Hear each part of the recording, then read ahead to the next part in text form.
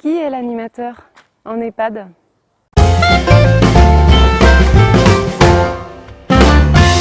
Il est l'artisan du temps libre et du bien-être. Il met en œuvre le projet d'animation de la vie sociale en étroite collaboration avec le directeur ou la directrice. Souvent isolé de par sa fonction, l'animateur doit casser les frontières avec les autres métiers avec lesquels il travaille.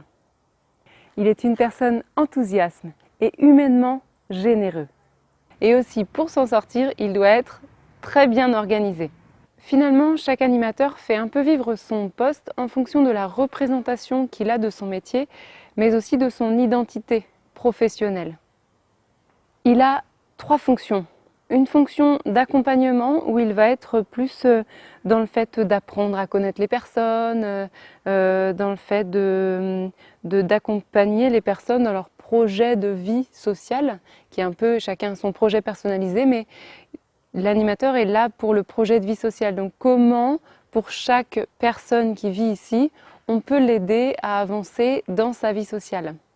La deuxième fonction est la fonction d'animation, bien sûr. C'est la fonction où c'est celle qui se voit le plus. Voilà, ça c'est la fonction vitrine un peu.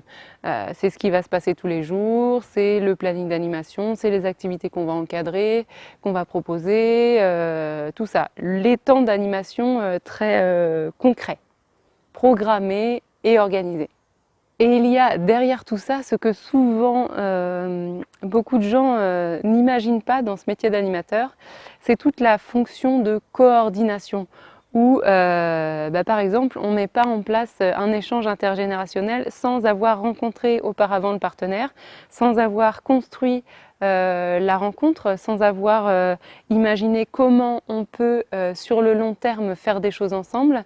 Donc c'est tout ça, c'est comment on se projette à l'avance, comment on prépare les choses des mois à l'avance pour qu'au jour J, au jour où sur le planning d'animation il y a écrit aujourd'hui il y aura la rencontre avec les enfants du RAM, et bien c'est tout, la fonction de coordination, c'est tout ce qui va se passer en amont.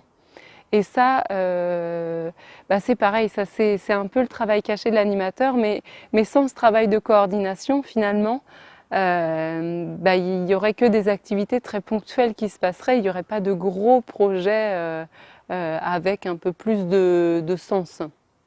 Et puis je termine cette vidéo sur une citation de Jean-Marie Mignon qui dit que l'animateur construit sa légitimité sur la bonne correspondance entre l'offre d'animation qu'il propose et la demande d'activité de son public.